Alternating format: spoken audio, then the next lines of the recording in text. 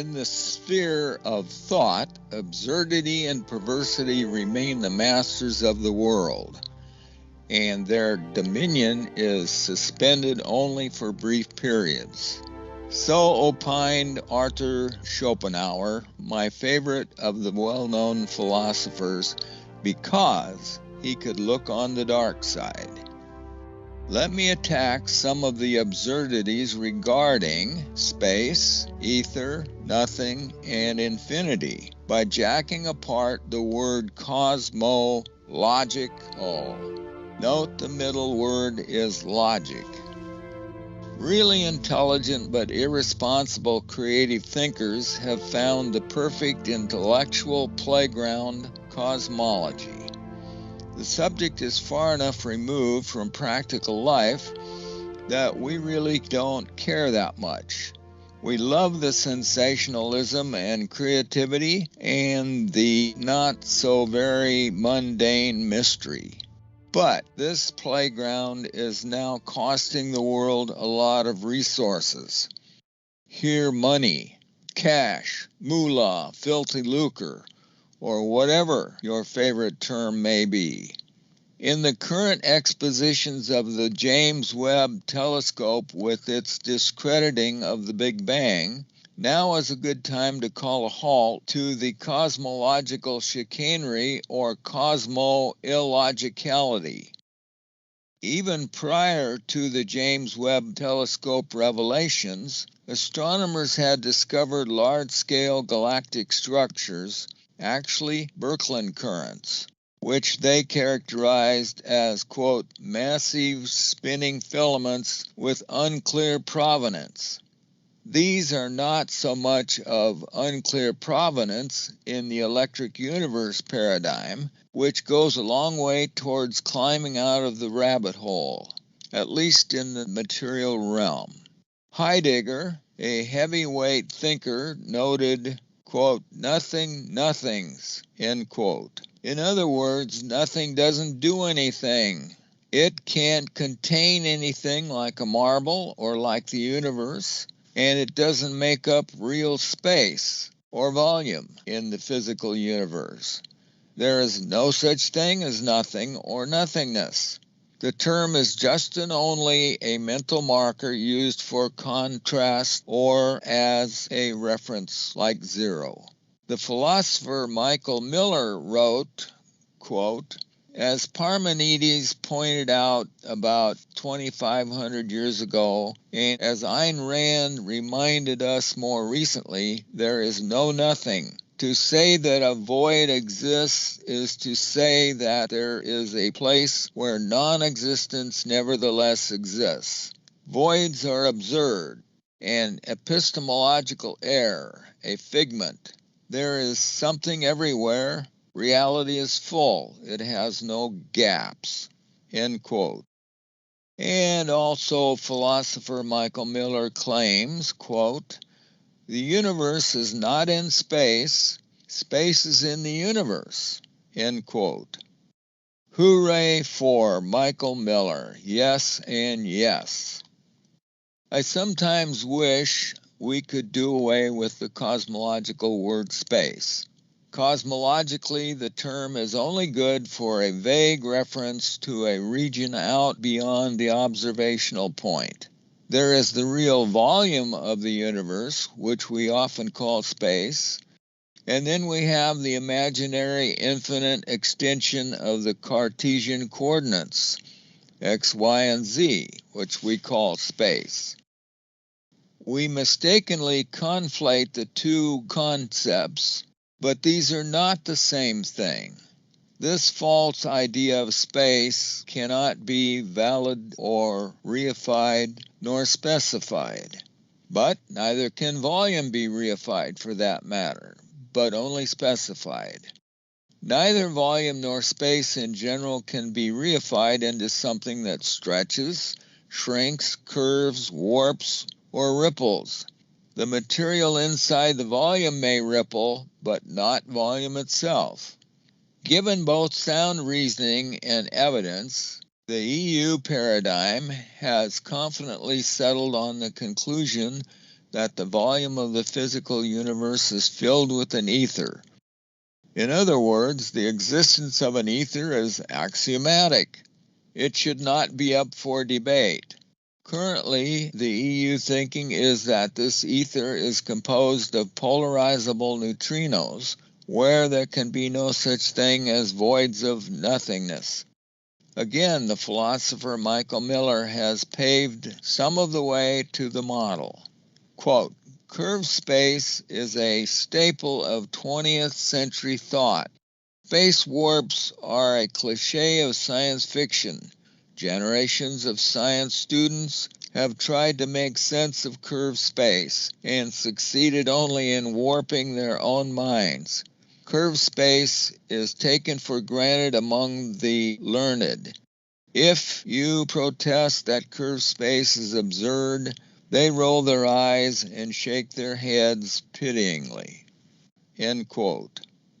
And also, Michael Miller said concerning the theories of relativity and lack of an ether, quote, "The infamous Michelson-Morley measurements cited by Einstein were poorly done, had too short a path length, were plagued by other instrumental problems, and did not consider the possibility that ether could be entrained by the Earth."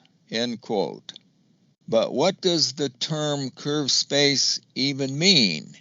If we're curving something not even real, not only is it a reification, but how does it measure up against the principle of immutable units? It clearly violates this principle.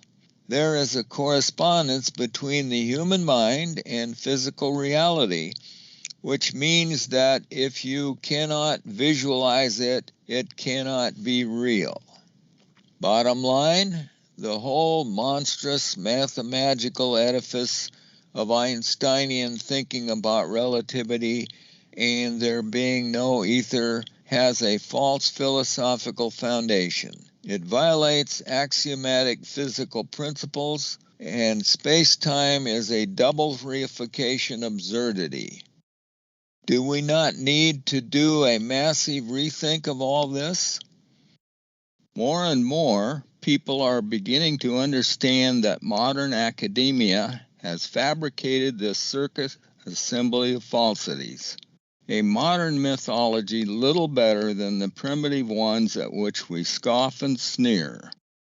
In my opinion, our wholesale rethink must also concern the origins of humans on Earth, languages, religions, cosmology, ancient civilizations, the unsound psychological condition of mankind, and more.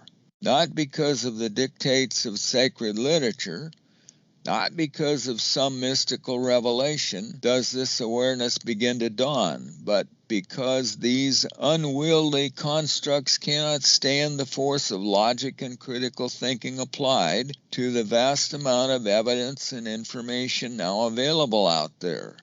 Much of this corpus fails to become integrated into something more meaningful that makes sense. Thus, we wind up with a construction that fails the simple test of coherence and consistency. Mankind may be on the verge of the most sweeping intellectual revolution ever seen in this world. For the first time in history, there is now a convergence and reconciliation possible between the worldwide catastrophes the first men on Earth tell us they experienced. This ancient global experience, adequately buttressed by geology and planetology, demands a scientifically defensible foundation, a cosmology called the electric universe. When just the framework of this is developed, this reconstruction of the ancient times sweeps away the modern mythology. It will transform our understanding of earth science, paleontology, anthropology, biology, etymology, origins, and especially psychology and religion. To further characterize this soulless modern mythology, it remains adamant about some of its absolutely absurd and disconfirmed claims, such as the invariance and randomness of radioactive decay, the constant speed of light in space, the absence of an ether, and the universal constant of gravity, among many other aspects. This modern mythology and its followers largely remain impervious to understanding the electrical force as being the major structuring and energizing agency in the universe, as well as the major factor in sculpting the geological formations on the surface of the Earth and the other planets. Would you believe that the proponents of the modern mythology sling vast amounts of time around as the explanation for otherwise inexplicable developments? You don't have to strain to believe this. Quote, "The doctrine that the Earth was of unlimited age allowed geologists to explain any phenomenon not by the laws of physics, but by reckless drafts on the bank of time." End quote. Chamberlain, 1899. On the other extreme from nothing or zero, infinity may also be a useful mathematical construct, but it cannot be applied to any countable or measurable aspect of the tangible physical universe. It is misguided to think of space being infinite just as it is for zero being a number. The physical universe may be vast beyond our scope or scale, but it is misguided to think of it as being infinite in its particulate makeup or volume. The number of galaxies, stars, planets, atoms, and subatomic particles, including ether particles, are all countable, and the number cannot be infinite. To think otherwise violates our foundational logic and opens the door to mysticism and intellectual and spiritual chicanery. So, does the physical universe have a boundary? Maybe not so much. Think of this boundary not as a thing, but rather as a limit of what is included, with nothing else. The non sequitur question is often asked, what is on the other side of the boundary of the universe? The obvious answer is nothing. Nothing.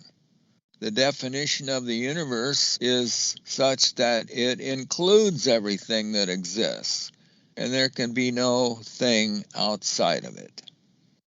Modern man remains also in denial as to the tenuous hold on biological viability that the earthly biosphere actually has, essentially in denial that a major X-class coronal mass ejection or a nearby gamma ray burst could sterilize our globe. With enough warning, modern man, via the aid of our military and space exploration technology, might be able to deal with an asteroid on a trajectory of impact. But there is no conceivable way to even ameliorate an incoming giant CME or gamma ray burst. Given that point locations in space are addressed by the Cartesian coordinates, we can become aware that the solar system is playing a kind of Cartesian doomsday roulette with humans on Earth. The frequency of the most powerful CMEs, strong enough to send us back into the Stone Age, evidently averages out to about 50 years. In March 2023, 2 X-class CMEs were released from the Sun, the most powerful directly opposite to our direction. But even then, it affected our communications. Something to think about. Because we are largely in denial of this threat, and we could do something about it. Burying our national electrical transmission grids would protect them from both natural CME threats and from nuclear weapon electromagnetic pulses. Recently, plasma torch technology has been developed that makes tunneling 50 to 100 times faster and easier. My final point is a distressing one. In spite of what the truth actually is about the electric universe, about the ancient Saturnian configuration and its catastrophic breakup, about the significant chronological reduction that needs to be done, our human race consistently distorts, misrepresents, and sometimes denies what the reality actually is. And we fabricate something to fit an erroneous paradigm or false sense of security, and for a wide variety of perverse reasons. Maybe someday soon, more people can get a glimpse of how far down the rabbit hole as a race we really are. There is a way out, but not without becoming intellectually responsible.